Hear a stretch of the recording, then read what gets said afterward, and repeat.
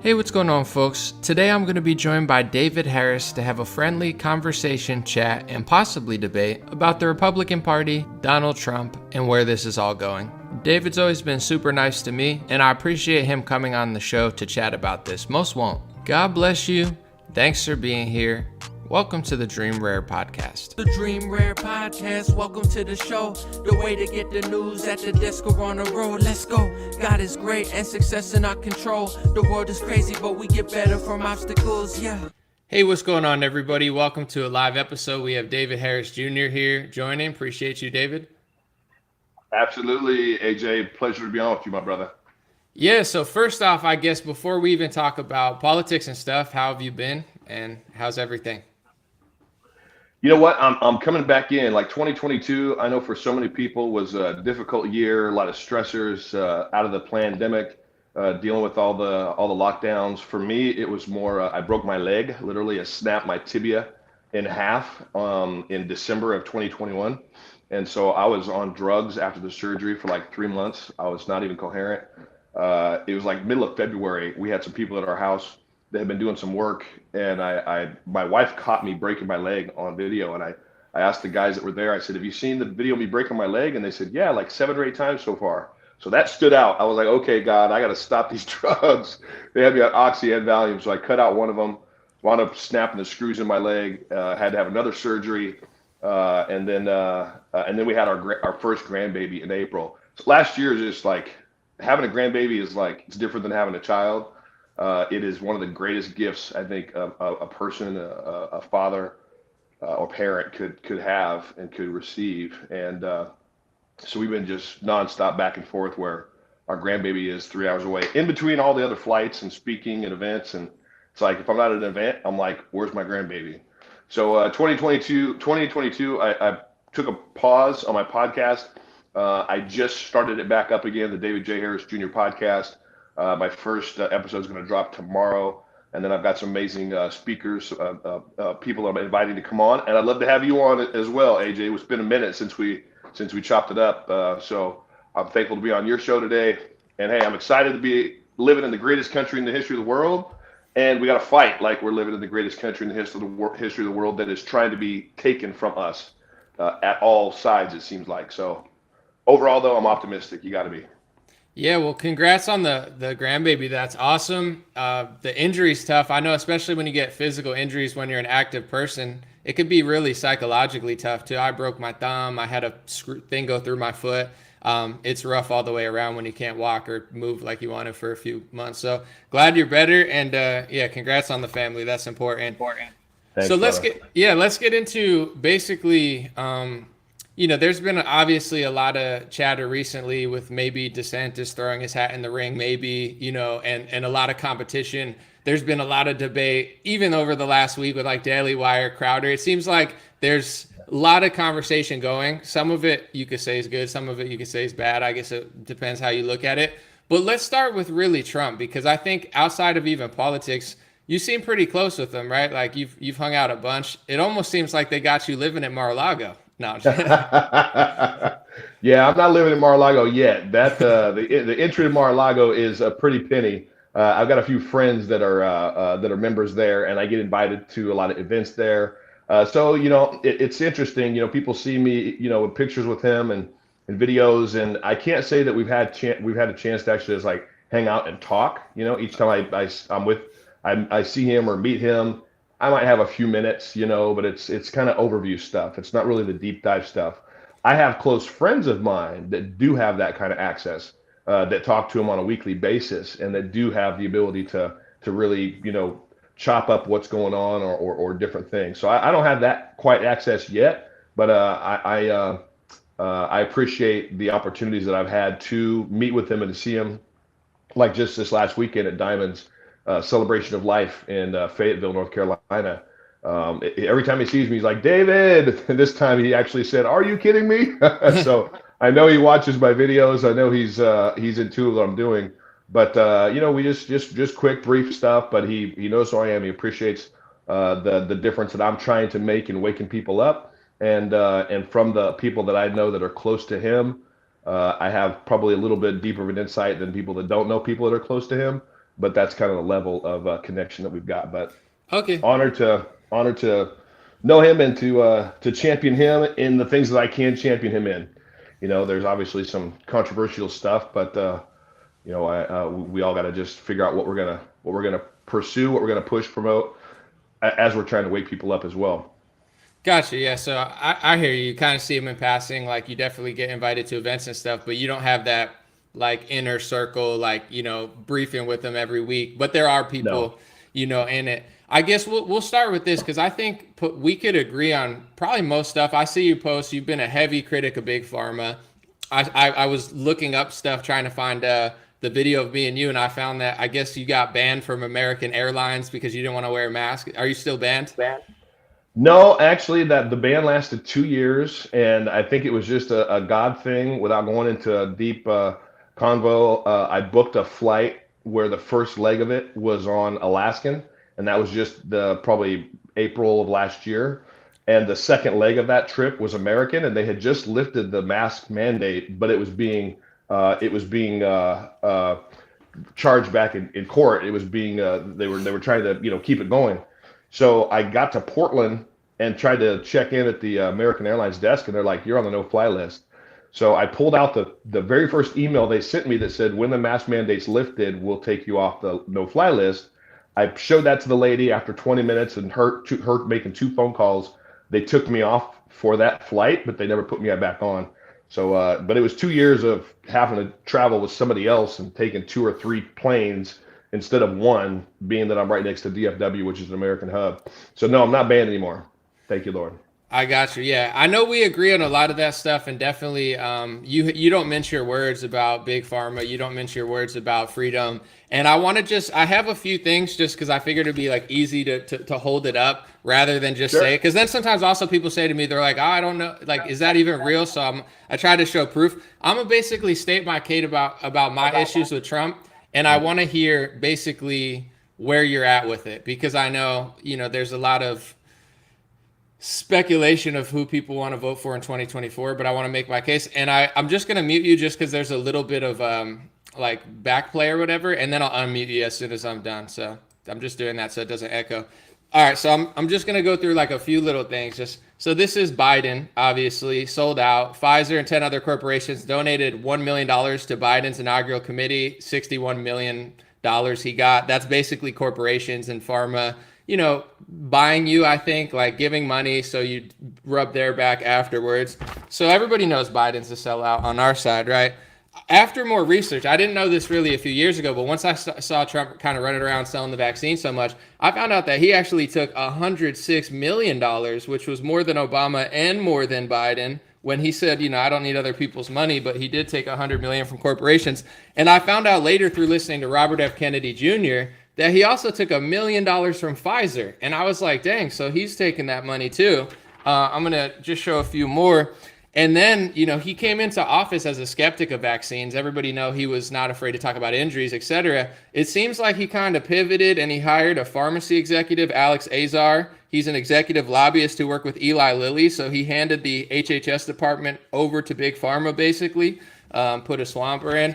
Then I found out he put out Scott Gottlieb at the head of the FDA, who left the FDA under Trump and went right to Pfizer. So he was another pharma shill. And he actually came out recently in the Twitter files, and he was one of the people basically trying to shut people up on Twitter. I'm sure didn't like our tweets either.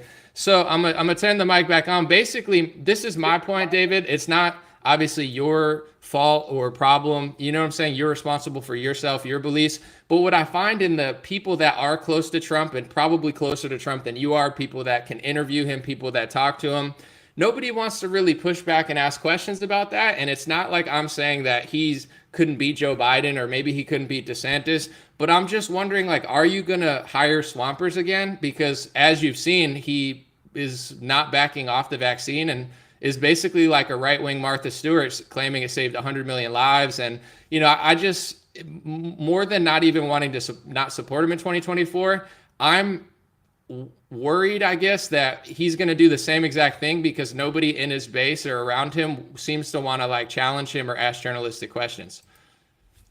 Yeah, I hear you, AJ, and I think those are very direct questions, concerns, right? I mean, here's the thing. He's made some picks in his cabinet, period, that bit him in his butt later, right?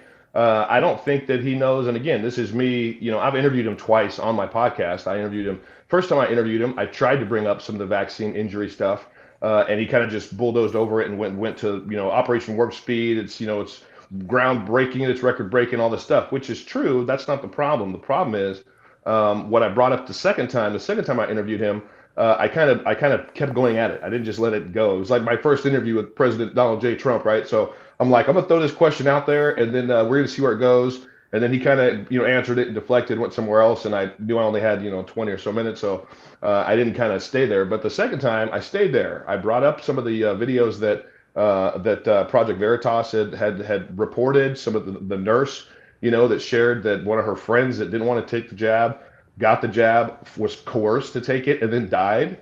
And and I said, Mr. President, we trust you. I said, I trust you. I believe you're a good person. I believe you're trying to save America. You do what you can to save America and move America in the right direction, away from the communist dictators that would like to destroy our country. I trust you. I don't trust Big Pharma. And he paused. He said, you know what? Okay, I get that. He said that I understand. There's definitely, cause for concern against Big Pharma. So, as far as him taking money, again, I can't dive into the weeds of where it came from or who it came from or what it was for or anything else. All I know is the swamp is such a net. It's such a network. It's so deep. And there's people on all sides. There's rhinos and Democrats. Obviously, there's people on both sides that I don't think that he understood how deep that swamp nest and network was. And I think because of who he's listening to in his inner circle, they either don't know, or they're not telling them intentionally, right? Or I don't think that he just knows. And then it's like, even when you hear something, when you're the president of the United States, and now former president of the United States, that's trying to get back in the Oval Office, and you hear people telling you stuff, it's like, who do you believe? Who do you trust? Who do you actually listen to? How much weight do you put in that? And then how much energy do you want to put in that direction? In that focus of what those lines of questions is going to be. So I don't think anybody in his inner circle has asked him to watch. Can we say things on here, or we need to be careful about what we say on here? It's Facebook and YouTube. I mean, Yeah. it is what it is. So the documentary about people dying and people doing that, all of a sudden, I don't think that anybody's told them to watch that, right? I mean, at Diamond's memorial service, I was shocked at how many people I talked to that were there, some of the influencers and people that are friends that hadn't even seen it. And it's pretty irrefutable when you look at it, coming from these coroners, the embalmers that are having a problem that they've never seen before. It's kind of obvious. So I just don't think that he knows the extent of how serious this is.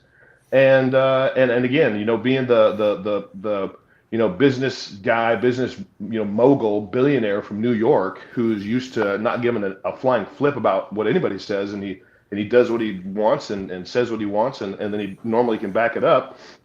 I think his big, he's been championing, and the whole Operation Warp Speed, and groundbreaking, vaccine just in record-breaking time, never been done before. It's like he's championing that achievement more than the potential concerns of, what we're finding out about. The DOJ was actually the ones working on the jab. They actually gave, the mRNA to Pfizer. They gave them a contract, and then it's actually a DOJ weapon. It's like all these different things that we some of us hear about, and in our research dive into.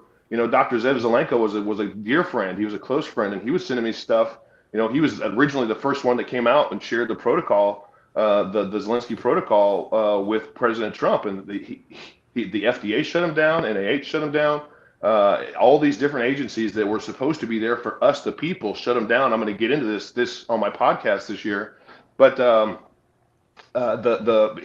Trump wanted to go to the press conference, right, and tell people, hey, hydroxychloroquine, it works.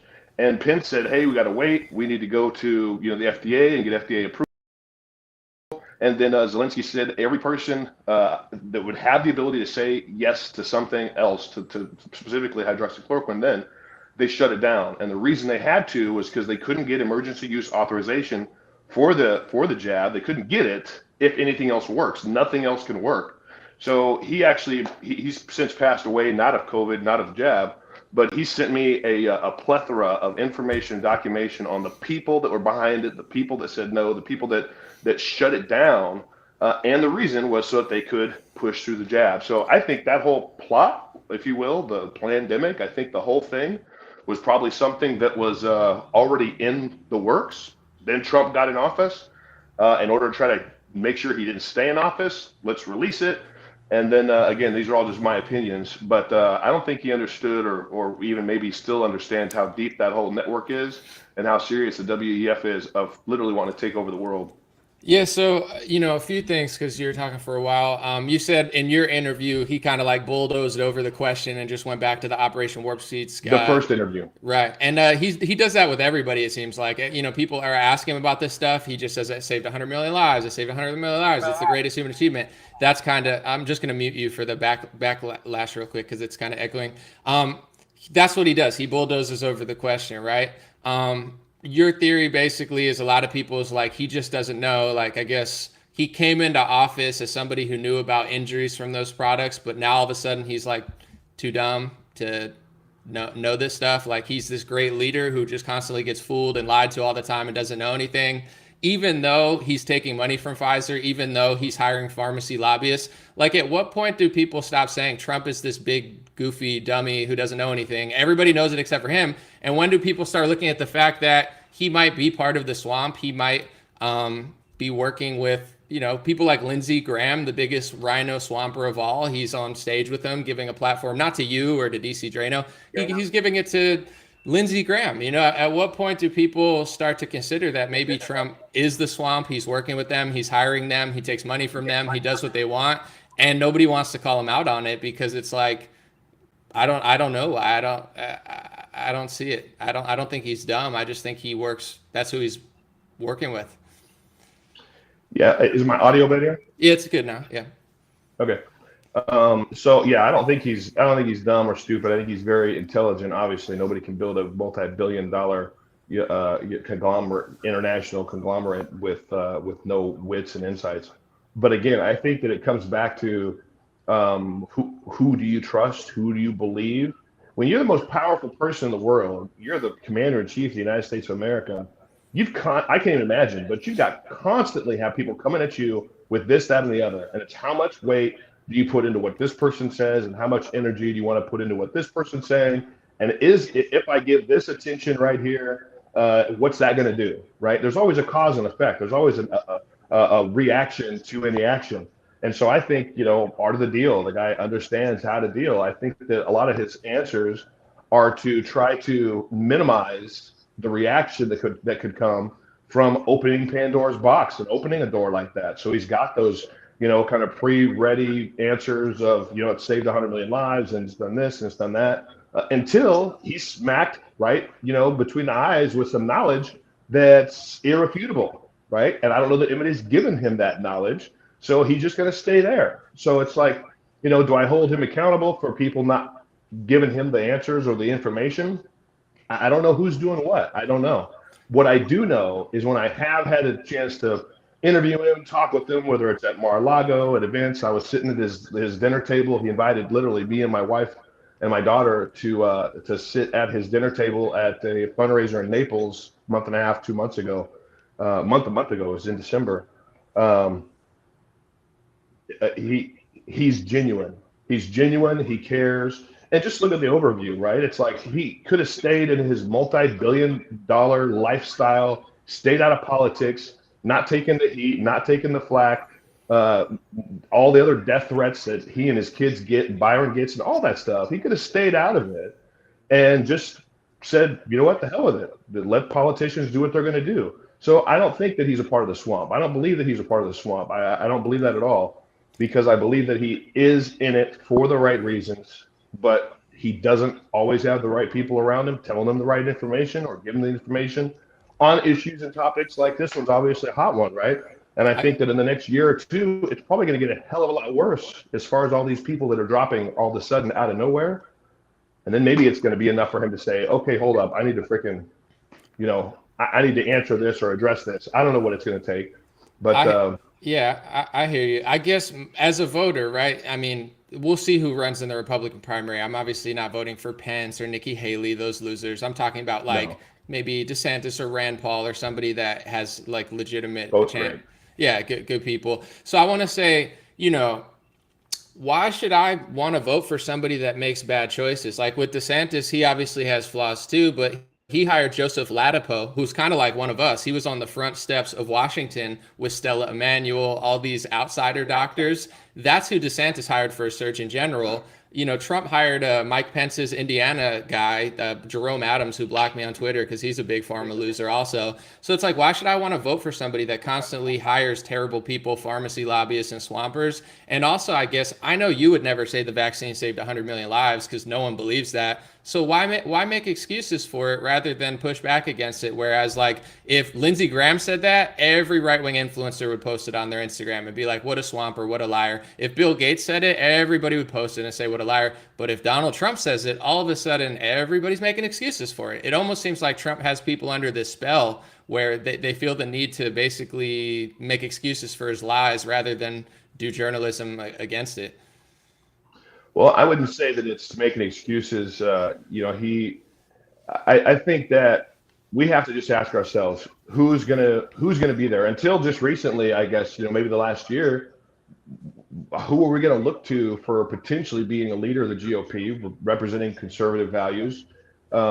We need somebody in there that's not a Democrat. And ultimately, we got to make sure we fix the elections because then it may not even matter.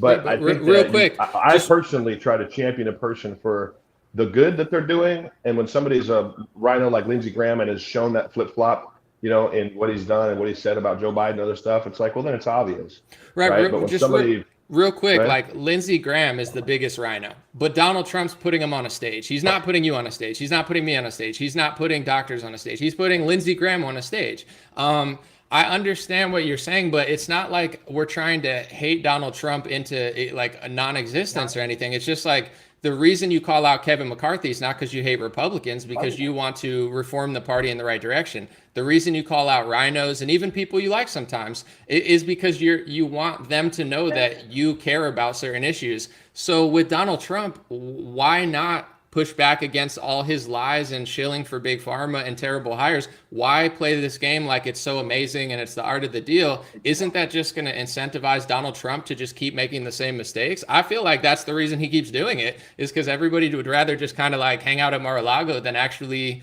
push back against his lies. Like, why not do the same thing we do for McCarthy and Lindsey Graham when Trump's on stage with Lindsey Graham? It's not like this guy's not close to Trump. He's going to be speaking and hosted by Trump in a few weeks. Well, I think he's already a member of Congress as well, right? So it's he's already has a stage. Yeah, but he doesn't. I mean, Trump doesn't put Adam Schiff on a stage. Why is he parading around with Lindsey Graham? Who would put Adam Schiff on a stage? Who would put Lindsey Graham on a stage? Lindsey Graham is Yeah. not really that much better. Again, you're trying to get into, I think, specifics and answers to things that are in a level that neither you and I are in. We're not in Congress, right? But why is it? But real quick, David. Real quick, David. AJ. What, no, but why? But why is it your job to call out rhinos? But it's above you to call out Donald Trump. Why do you? It's like you want to. It's above your level to do that, but it's not above your level to do journalism every single day of your life. But when it comes to Trump, it's above your level, but not with every other Republican. Why is that? Okay, so you're putting words in my mouth. I didn't say it was above my level. I already told you that I asked him straight up. The first interview and the second interview, I brought it to him 3 times. So I didn't say it's above my level, and I'm not playing games. Okay. What I'm saying is I'm choosing to stay in the lane that I'm staying in. I'm going to call him out on whatever things I feel like need to be called out on. If you want to go holler and scream and create an emotional response to people, we got to go do this and get your pitchforks and go riot, then go do that, AJ, if that's what you want to do. I mean, now you're just making up a straw man. I'm going to stay in my lane. I'm going to stay in my lane. I'm going to do what I feel God is calling me to do.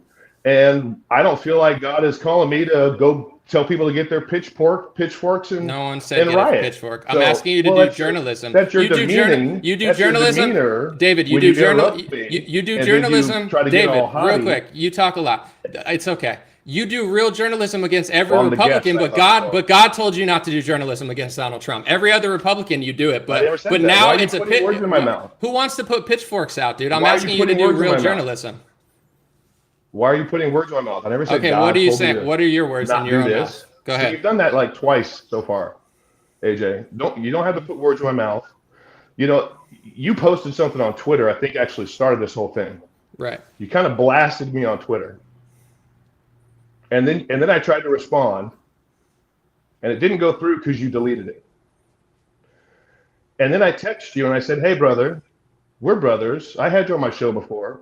We're both believers. We both love Jesus.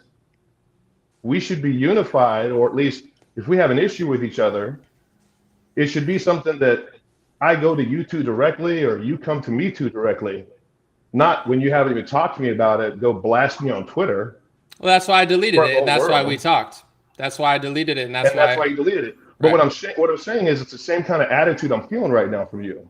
It's like you're trying to either get a rise out of me or you're trying to tell me that I'm shilling for the president because I won't call him out on stuff. And I just told you, I called him out on the interview.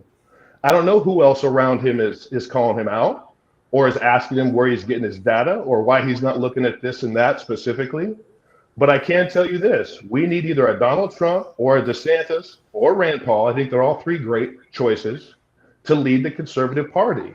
And then as Christians, we better hope that we are listening to God every day with every word and make sure that we're praying before we open our mouth. Jesus said, "I only say what I hear my Father saying, and I only do what I see my Father doing." And unfortunately, there's a whole lot of people that are quick to say stuff when they didn't pray about it. And that causes division or it causes chaos. And God's not he's not a director or author of chaos or confusion. So I don't want to be a part of that. What I want to be a part of is encouraging people, inspiring people to speak up, to speak the truth, to pray more. The Bible says, pray for our leaders. We're supposed to pray even for Joe Biden. I don't know how many of us are doing that. But at the end of the day, I'm responsible for me, my words, what I say, and how I treat other people. Right. I hear you. So basically the point that I'm getting to is because I think, David, you've done a lot of great work and you've become very successful as a political activist. Whether you're on a plane or you're speaking your mind on Facebook or Instagram, millions of people have gravitated to you because you are a political activist when it comes to people like Fauci, when it comes to rhinos, when it comes to Republicans you don't like, Democrats, etc. You don't say, well, maybe Fauci's following the data. Maybe I'm going to wait a little bit to see where the data comes from. You just say, no, he's lying, and I'm going to do what I do, and I'm going to call him out. That's the point that I'm getting. I pray to God. I don't think Donald Trump is Jesus or anything, where he's the only Republican that you're being blasphemous. Let me speak. So the point that I'm basically getting is I think a lot of the yes men around Donald Trump, when it comes to Fauci, when it comes to Birx, when it comes to pretty much everyone in Big Pharma, nobody's making excuses for Albert Bourla of Pfizer being like, well, I mean, I guess maybe it's just the data and the art of the deal and we'll have to wait. So the thing that I'm getting is two things is softballing Donald Trump is actually ruining our party, not because people want to hurt Donald Trump, is because nobody wants to point out the obvious with him, where he can literally hire a bunch of swampers, pharmacy lobbyists, take Pfizer money, run around the country with Lindsey Graham, but nobody wants to talk about it. Yet if Marjorie Taylor Greene does half of what Trump does, everybody's yelling at her. You know what I'm saying? For the same thing that Trump did. But when Trump does it, it's like it never even happened. So the point that I'm getting to is I'm not asking you to be nasty or rude. I'm definitely not asking you to get a pitchfork or anybody to get a pitchfork because, it's better for farming than it is for rioting or whatever. I'm just saying I find this like blind spot with a lot of Republicans that just don't want to do journalism with Trump. And I don't think it's really helping the country. And I honestly, personally, think that it's actually hurting Trump because it's like he's kind of the joker in the room now, and the people around him that could benefit off him, and I'm not just saying you, I'm just saying a lot of people, his advisors, people closer to him, it's like they don't want to rock the boat because they're kind of on the Trump train as a career or as a political strategist. I mean, he's that guy. He's Donald Trump. He was the former president. I get it. But on another hand, it's like Trump's stock is, sinking in many ways because of his total disconnect. And it's like nobody wants to say something or he doesn't listen, but I guess speaking of God, I think I was called for many things, but one of it is to do real journalism. So if basically Donald Trump says the vaccine saved 100 million lives, I'm going to disagree with that. And if Bill Gates says it or Hillary says it, I'm going to disagree with that. What I don't understand is the people who disagree with all of that, yet when Trump does it, all the excuses come out. And real quick, I just want to say, if Fauci said the vaccine saved 100 million lives, you would be like, that's a lie. He's a liar. He's a phony. He's a fraud. When Trump says it, I don't know why he said that. I don't know where he got it from. You see what I'm saying? Not trying to be rude or disrespectful. It's just that's just how everybody is in the movement for some reason. Well, I get an opportunity to spend time in a lot of circles around people that appreciate President Donald Trump for who he was, where he came from, what he sacrificed to try to lead this country, and people are definitely, I mean, the circles that I've been, I go to a lot of different places, churches, political rallies, events. I would say that overall, his stock is not going down. I would say there's a mark on it, a question mark for sure, because for some people, they are like, wait a minute, there's something not right with these jabs, and Trump's still promoting them. So there's the question mark, right? And again, for real journalism, I told you 3 times already, I did bring it up. I did ask him. I did it 3 times. I pushed. I did real journalism in my lane, right? When I had the opportunity to address it with him. So I don't know why you're still trying to put me in that box of not being a real journalist or not holding him, accountable or ignoring it or making excuses for it. I'm not in that box.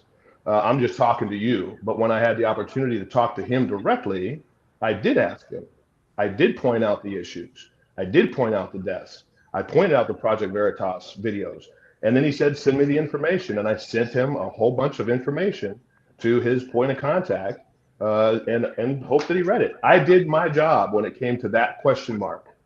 I did my job. Now what I have to do is try to help people wake up to the lies that are there, to the schemes of what the enemy's trying to do. He's coming after our kids. There's a whole lot more issues than just this one issue. It is a big issue. I agree. But it's not the only issue. So I'm not, I'm not going to stop everything else and only focus on that or only make videos where I'm, saying, calling them out on this. It's 100 million people. It didn't happen. It's a lie. I'm not going to focus on that. You can do whatever you want, right? Sure.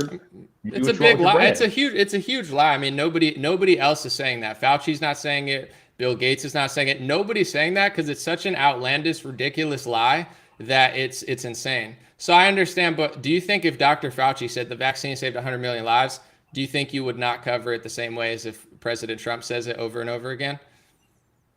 Well, I try to call Fauci out on pretty much everything he says, because when you've got videos of him saying that natural immunity works and that masks don't work, and then he's out there saying wear 2 and 3 masks and natural immunity is not good enough, it's pretty easy to compare the two and say this guy's a joker, right? We still have to wait for all the data to come out. It's what I fear the most is what Dr. Zelenko said was probably going to happen, is that if it didn't have irreparable damage to a person within the first 3 days or 3 months, it'd be 3 years. And we're in the last 18 months roughly of that 3 years. And so my concern is, which is the cat's already out of the bag, it's already in people. The next 18 months could be, times 10 or even 100 of what we're hearing about of people that are just all of a sudden gone.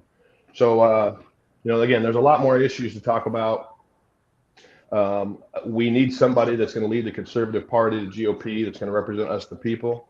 I think President Donald Trump did an amazing job of that in his 4 years he was in office. Did he do everything right? No. He's not perfect. Nobody's saying he is. Nobody's saying he's a Messiah. There's only one Messiah, period. But he did a lot. And I think DeSantis could do a lot. I think Rand Paul could do a lot. I think Trump could do a lot. But I think the swamp has to get put in check on all fronts, because there's a heck of a lot more that's going to try to take this country down than just, whether he's touting the vaccine or not, which I think he needs to stop. I think he just needs to stop. I don't think it saved 100 million lives, period. Right. And I mean, if you're concerned like some people are, I'm not too concerned, but I didn't get it, but I'm just saying in general, time will tell like what really happens. We'll never know until the future. But it's like, if we're concerned that what Zelenko said is right and things get a lot worse, why in the world would I want to vote for the guy that brags about rushing the FDA and Fauci? He says, I got it out in 8 or 9 months. That's terrible. That means it's protected under the PrEP Act, so they have immunity from side effects and injuries. That means that it's rushed to the public. That's actually not accurate either. A friend of mine that's an attorney, he found a way to crack the PrEP Act. So Big Pharma is going to be held accountable. Yeah, Yoder or no? Because I know he's Michael Yoder's one, and he's working with Paul Davis. Yeah. Yeah, I understand, but I mean, for now at least, there's going to be definitely legal battles. But it's like I just don't understand why I would like that guy. But I want to just go through a few more things. So just real quick, and this is, I mean, maybe there's other people watching that are closer to Trump or interview him, but I'm just kind of throwing it out in the sphere because I've watched many, and I haven't seen your full interview with Trump, but I've watched many softball interviews where nobody's asking real questions. Here, I'm just throwing out some great journalistic questions to ask if anybody wants to do it. I don't need credit either. Why did you take Donald Trump $1 million from Pfizer for your inauguration? Why did you hire a bunch of pharmacy lobbyists for HHS and FDA? Why'd you close the door on RFK Jr. and basically put the swamp into existence? Here's one. Bill Gates came to him in 2018. We all pretend like we're, taking on Bill Gates and stuff. But what if the guy that everybody on the Republican Party likes is actually working with him? So Bill Gates in 2018 said Trump was super interested in a universal flu vaccine. 2018, and he told him, "Wouldn't you love to have the universal flu vaccine, something that got kicked off and energized by you?" So Bill Gates was putting in his ear in 2018, you could revolutionize flu vaccines, and you should look into it. And then, this is another great question that someone could ask. Are you friends with Bill Gates, Donald Trump? And did you try to hire Bill Gates, Donald Trump? Because Bill Gates claims that Trump offered him a job in his White House and he declined. Is it true? We'll never know because nobody asked Donald Trump these questions. And then as that universal flu vaccine thing that he's talking about, Donald Trump actually passed that through executive order, not with Congress, by himself. He modernized influenza vaccines, the same exact thing he was talking about with Bill Gates.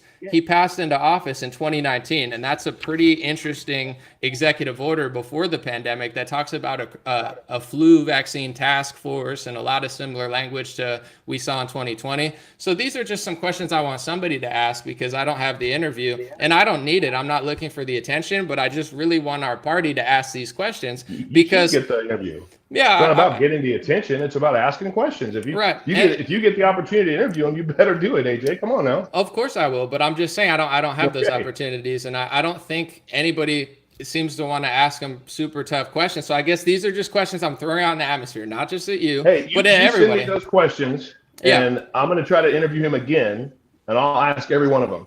Okay, yeah, I guess I have no problem doing that. All right, appreciate it. And that's really all it was. And with the Twitter thing too, I do want to say, David, that, after I said it, it was like 12 o'clock at night or something. I was responding. I deleted it before you even sent me a text because I was like, I'd rather chat with him face to face or how closest we can get to that, or just have a text, like you said, like rather than just like complain about something to you randomly. So I did delete it for that reason. I 100% agree with you. I appreciate you sending the text and reaching out. And that's really what it's about. I'm going to let you say whatever you want, but I'm not trying to hate Donald Trump. I'm not trying to bring the pitchforks out. I'm not trying to just yell and scream. What I'm basically doing is the same thing everybody else does with everybody else, except I'm doing it with Donald Trump, because I just think after 4 years of him taking swamp money, hiring a bunch of terrible people, running around the country saying the vaccine saved 100 million lives, first rally of the year, he's with Lindsey Graham. The evidence is stacking and stacking that Trump's working with the swamp, Trump's working with Big Pharma, and he's completely unapologetic about it because nobody wants to push back. It's almost like he knows that his base will flop like a fish when he does that, but if anyone else did it, they'd be all over it. So I feel like Trump is almost kind of like, exploiting his base, knowing that all the influencers won't really push back. So it's nothing personal, obviously nothing about you. And I'm not saying I think you do great work. And I think you honestly say a lot of bold stuff. And I think we agree on most stuff when it comes to freedom around the pandemic and what we want in our bodies, etc. So I know that you have the fighter spirit in you for sure, and are taking your own path. But that's really where I'm at. It was never meant to be a personal or like an attention grab.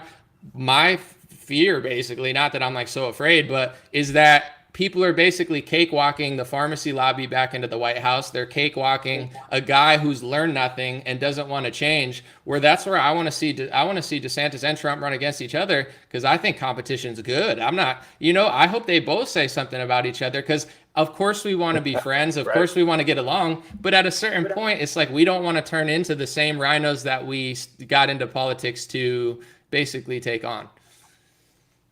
100%, brother. 100%. I agree with everything that you said.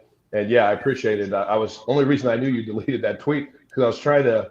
I had this nice thoughtful, like I didn't react to the tweet. I didn't want to do that on social media. That's like not what I thought was necessary. But I tried to push reply and it wouldn't go through. And I was like, and then it still showed the tweet was there. So I was like, I don't know what Twitter was doing. So then finally I was just like texting you like, did you delete it? I think maybe it finally said tweet was deleted. But hey, you know what? That's why I love Romans 8:28. God's able to cause all things to work together for good, right? Because here we haven't talked for quite a while, but that led to this conversation, right? Which is good. I love chopping it up with you. I appreciate your stance. You speak bold. You're courageous. You're very upfront with how you believe and what you think, and you're not afraid of going after anybody, regardless, right? And I think all your questions are valid questions, and I 100% on board with send me those questions, and I'll ask them, and I'll tell them. I'll say, there's a large part of your base, Mr. President, that have these questions. These could be tough questions, but I'd like a direct answer, if you would, to these questions. I'll ask him. So send them to me. So that's how things take place, and yeah, I think it's good, man. So we need somebody that's going to champion the conservative values that this country was founded on, and we've got to call out the enemy at every turn, because darkness is trying to. Looks like they're winning. I mean, if you look at it, I posted a video where now it's not just schools, but daycares that are trying to indoctrinate children to tell kids 4 and 5 years old that there is no boy or girl, that they can figure it out. It's like, are you freaking kidding me? These are children. I've got a 9-month-old grandbaby now, right? You know what I would do if I found out that a teacher or a daycare worker was trying to tell that indoctrination, trying to indoctrinate my grandbaby? They're gonna have a problem. Right. So again, those are issues that hit me hard when it comes to children and our kids, but I think that the issues of that you addressed are valid as well, and I'll have no problem asking President Trump when I interview him again. I appreciate it. I just want to end on this because obviously the left is like going insane. I don't know what happened in 2016, but it's like they've gone off and never really come back to reality. And then you look at the Republicans where there were some minor wins and I think Supreme Court wins, which led to a few things. But for the most part, they slightly infringed on the Second Amendment with the bump stock ban. Trump and DeSantis actually passed anti-Semitism speech laws, which in my opinion infringe on the First Amendment, your right to speak freely or protest. So I've seen a Republican president and the whole party infringe on the first two amendments. Then you get to COVID, right? And then all of a sudden they turn into basically socialists and communists. Operation Warp Speed was a socialist vaccine scheme. I think the whole thing was terrible. Obviously the mandates were bad, but giving $16-18 billion to big pharma, that's not capitalism. That's a socialist game where then Trump, I don't know if he purposely left or not. Okay. Yeah, he's coming back. But they gave a bunch of money to pharma and then bought their products. The reason that they're free is because Trump and Biden bought them. They're not free. They're taxpayer products. And then they did the CARES Act, right, which was the most socialist scheme ever. They just printed a bunch of money, which was terrible. And then the Republican Party put Tim Scott on television to basically brag about it after a speech. So the point that I'm getting to is it's not that I dislike Trump or I don't think he had hard things around him. But at the end of the day, the Republican Party, in my opinion, went full socialist communist. They printed money. They infringed on the first two amendments. And my concern is that it doesn't seem like they're even slightly apologetic about it. And that's really why I'm trying to put the pressure. I'm not getting into Trump's personal life, what he said on a bus 30 years ago. I don't care about that stuff. All this stuff is public, lobbying and corporate money, all the stuff in my hand. It's not like I'm not like in his windows trying to see what they're doing. Like that's creepy to me. And I wouldn't do that to you or anybody. So all my basically concerns that I'm pushing back against are to try to protect the Constitution, actually have success, and not turn into the Democrats. Because 4 years of a Republican president, it's like the country's not really in a better place right now. And I'm not saying that's entirely his fault, but there needs to be some sort of accountability on our side, or else we just turn into the Democrats from 10 years ago. I agree, brother. There's got to be accountability. There's got to be accountability at every level, period. And we, the people, should be demanding answers, especially of those highest, in the highest office or former highest office or seeking the highest office. So I think they're very valid points. And I think the American people, we got to wake up. I think you do a lot of waking up. So I applaud you for that. And at the end of the day, beginning of the day, we're same team, same side, and spiritually, we all want to squash and completely destroy the works of the enemy in darkness, and wake people up along the way. So, thanks for joining me, and I'll send the questions over. I don't care who asks them. I don't need credit or a shout out. Honestly, I just want to see what he says, because Bill Gates and those type of people, like, what their agenda is, and it's not the conservative American agenda. Let's just say that. So if it turns out that our leaders are basically working hand in hand with them, I think that people need to know if that's a false story or a misnomer, or if it's like, you can only know if you ask. So I appreciate you even considering asking, because that means a lot. No, I will. Absolutely. I'll let you know. Send them to me so I have them, or wait till I get them on the schedule, right? I'm going to reach out since I've launched my podcast again. I'm going to reach out for another interview, and I'll have no problem. Saying, hey, he's come from AJ, known as An0maly. He's a brother that's got a lot of influence. He's a big influencer, and he loves and supports almost everything you do, but he's got some questions, and I think they're valid questions, Mr. President. Here we go. I have no problem getting into it. I've seen his videos. Okay, he looks like he looks like Scott Presler. He needs to cut his hair and pray to the Bible, not worry about what Daddy Trump's doing. I'm like, oh, geez, dude, you just got me roasted in front of the whole world now. Oh, man. Thank you, David. Appreciate you. Good. Thanks, brother. God bless. Thanks, everybody watching Dream Rare Podcast. And if you'd like to look out for David's podcast, let him know where you can find it when it's out. David J. Harris Jr. on your favorite podcast platform. All right, appreciate it.